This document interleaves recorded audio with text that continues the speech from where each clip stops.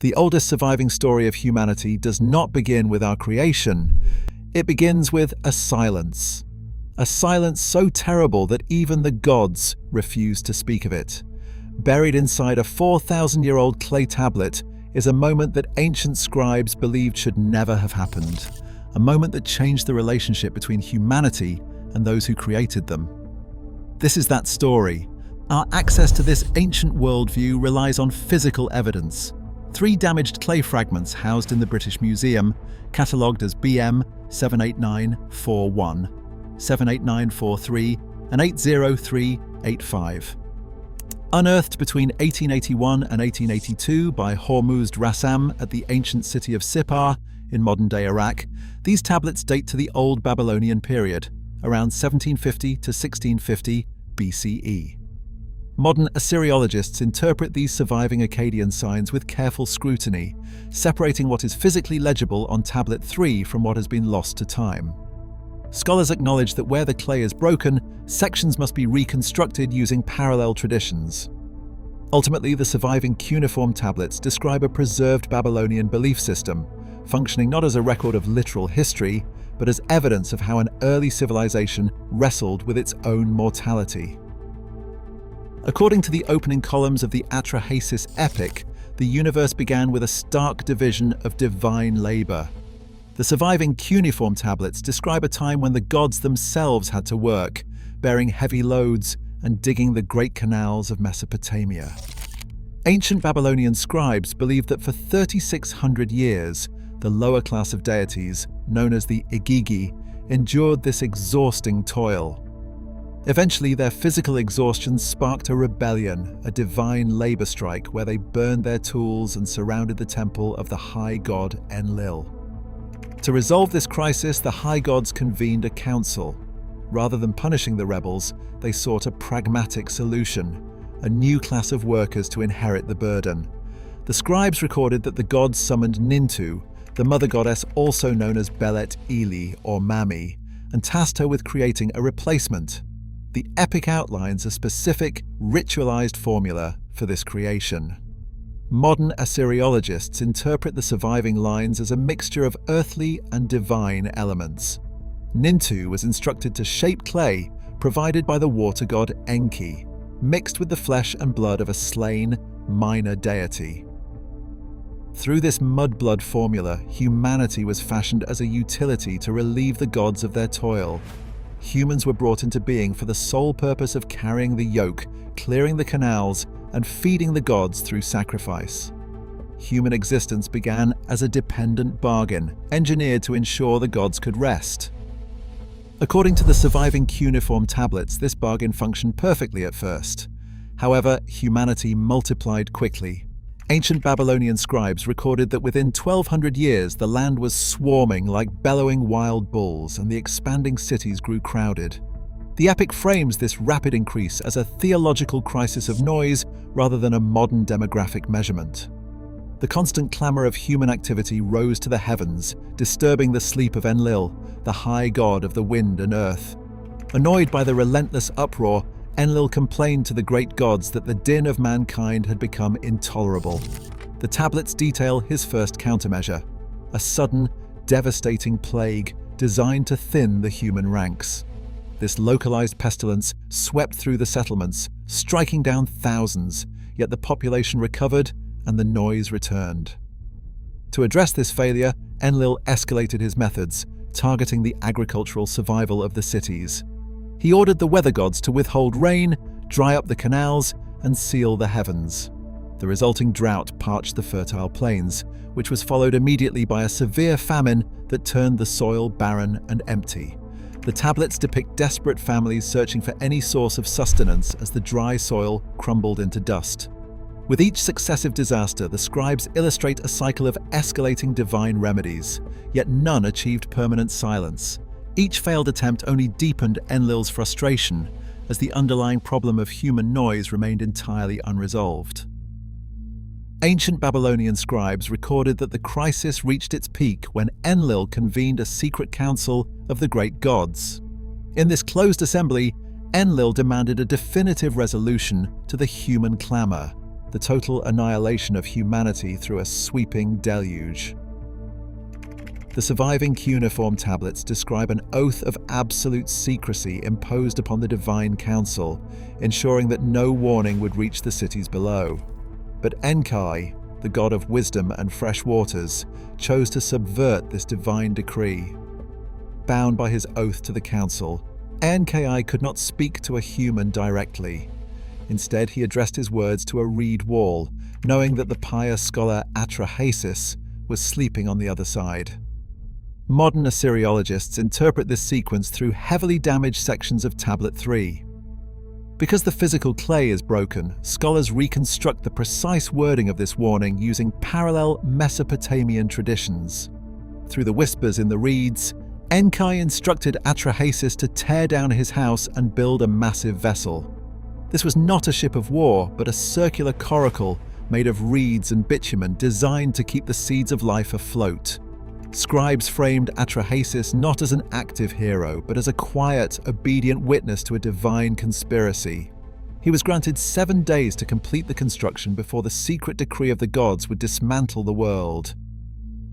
According to the surviving cuneiform tablets of the Atrahasis Epic, the catastrophe began the moment the hatch of the vessel was closed.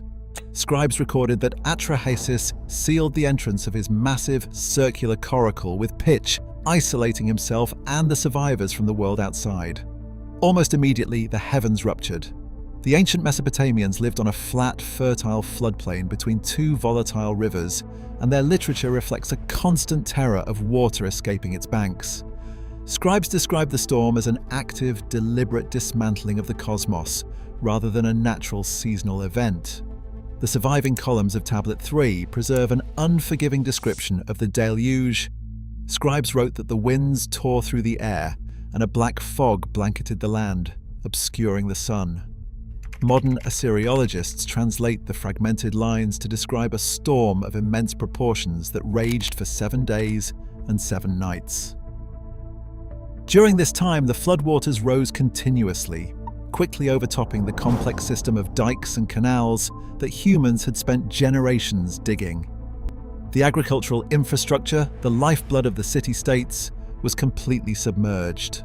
Scribes wrote of the waters sweeping over the settlements with the force of a military assault, leveling the mud brick homes and obliterating the geographic boundaries between cities. At this point in the epic, the human protagonist Atrahasis recedes entirely from the narrative focus. The text no longer tracks his actions, his internal state, or his survival. Instead, the clay tablets focus exclusively on the sheer magnitude of the destruction. The catastrophe is framed as a total collapse of the earthly realm rather than a localized inconvenience. Temples, which the Mesopotamians believed were the physical dwellings of the gods on earth, were washed away alongside the fields, the domestic animals, and the wild beasts. Settled life, which had bustled with the noise of millions, was completely silenced. Scribes characterized the event as a violent regression to the dark, quiet waters of the primeval past, before the gods had separated the heavens from the earth. Because the physical clay of Tablet 3 is broken and heavily weathered, scholars face significant challenges in reading this portion of the epic. The lines describing the height of the storm are damaged, with major gaps in the cuneiform script. To understand the full scale of the disaster, modern Assyriologists compare these broken Old Babylonian fragments with later, more complete copies discovered in the library of Ashurbanipal at Nineveh, as well as the 11th tablet of the Epic of Gilgamesh. These parallel traditions help fill the gaps, revealing a shared cultural memory of a flood that erased entire cities, leaving the earth flat and empty. Rather than a temporary setback, the Mesopotamian scribes imagined the flood as a complete termination of the existing social order. The cities of the plain, constructed through centuries of collective labor to feed and serve the gods, were reduced to wet clay. The narrative maintains a controlled, chronological progression of the rising tide, emphasizing that nothing of the old world remained untouched. The waters rose high enough to swallow the high ground, ensuring that no pocket of human civilization could escape the divine decree. The world below the heavens had become a silent, watery void, a blank slate where humanity's noise had finally been replaced by the sound of rushing water. The silence of the drowned world is broken not by human voices, but by the anguish of the mother goddess. According to the third tablet of the Atrahasis Epic, Ninhu, the creator who mixed clay and divine blood to fashion humanity, stands above the devastation and confronts the consequences of the divine decree. The surviving cuneiform tablets describe her response not as cold detachment, but as intense maternal grief. She weeps for the creatures she carried, expressing bitter regret for her own compliance in the divine council's decision. Yet our understanding of this emotional peak is as fragmented as the clay itself. In the British Museum, the fragments catalogued as BM 78941 and 78943 preserve this lament only in a severely damaged state. Modern Assyriologists must work within the physical limitations of the artifact, carefully separating the legible Akkadian wedges from empty spaces where the clay has crumbled away. On the tablet, intact signs suddenly give way to hollow lacunae, forcing scholars to use typographical symbols to indicate where the original text ends and modern reconstruction begins. In the standard edition by W.G. Lambert and A.R. Millard, Nintu's cries are reconstructed as a desperate plea, questioning how she could have agreed to the destruction of her offspring. Another scholar, Benjamin Foster, uses comparative linguistic patterns to translate her grief through the image of her hands trembling in sorrow. Where the controversial cuneiform sign for flies, Zu-Ubbi, appears on the broken edge of the clay, Assyriologists debate its meaning. Some interpret the line as comparing the floating bodies of the dead to swarms of insects, while others argue the word hints at a further symbolic representation of human vulnerability. These scholarly disagreements highlight the fragile nature of our connection to this ancient worldview. Despite the missing fragments, the core of the lament remains clear. Scribes captured the image of a mother goddess who watched the humanity she created with her hands perish in the torrent. This leaves the epic with a striking theological paradox: a creator deity who is closely present, weeping over the ruins of her own design, yet entirely powerless to stop the disaster she helped set in motion. According to the final columns of Tablet 3, the silent void eventually gives way to the scraping of a boat hull on dry land. The cuneiform text records that Atrahasis survived the deluge, stepping out of the vessel to offer a sacrifice to the heavens. The scent of burning meat immediately attracted the gods, who gathered over the altar like flies. Deprived of human worship and starved of offerings during the 7 days of the storm, the deities realized their own survival was tied to humanity's existence. To resolve the crisis permanently, the high god Enlil and the water god Enkai brokered a new, harsher treaty for mortal existence. Scribes recorded that the gods did not return the world to its original state, but instead established 3 permanent population control measures. First, they decreed that a portion of women would remain infertile. Second, they established a class of celibate priestesses to limit the birth rate. Third, they introduced a demon to snatch infants from their mothers' breasts, explaining the high rate of child mortality. Modern Assyriologists interpret these grim decrees as a theological framework rather than historical census records. By writing these measures into the very foundation of the post-flood world, Babylonian scribes attempted to explain the persistent tragedies of their own daily lives. Babylonians viewed infertility and child loss as the deliberate, systemic price of survival rather than random misfortunes. This divine compromise kept the human population quiet enough to live, yet too fragile to ever again threaten the sleep of the gods.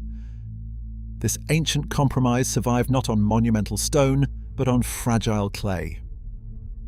Today, the scattered remnants of this worldview are preserved within the archives of the British Museum and the Yale Babylonian Collection. Written in complex cuneiform script, these tablets endured centuries buried in Mesopotamian soil, cracked and worn by time. Modern Assyriologists work with these damaged fragments, comparing variant copies line by line to assemble critical editions. Through their painstaking reconstruction, the silent, broken clay of Babylonia is made to speak again, offering a rare window into how humanity first conceptualized divine grief and its own fragile existence. Ancient Babylonian scribes used the grief of Nintu to wrestle with an unsettling question. Why would a creator god regret her own masterpiece? In the Mesopotamian worldview, human suffering and the fragility of life were not accidental, but rather the systemic cost of maintaining cosmic order. Modern Assyriologists compare this divine regret to parallel literary traditions across the region. In the 11th tablet of the Epic of Gilgamesh and the fragments of the Sumerian flood story, humanity is similarly swept away by divine decree. Yet modern scholars analyze these shared narratives not as physical proof of a single historical deluge, but as a complex network of ancient traditions. They represent an early civilization's poetic attempt to explain the painful boundaries of mortal existence. 4,000 years later, these broken clay tablets do not prove a physical deluge. Instead, they preserve something far more enduring: the fragile beauty of human grief and the timeless weight of divine regret. When we look at our own precarious world today, Nintu's ancient lament still echoes, asking what remains when we cannot save our own creations. Join the conversation below.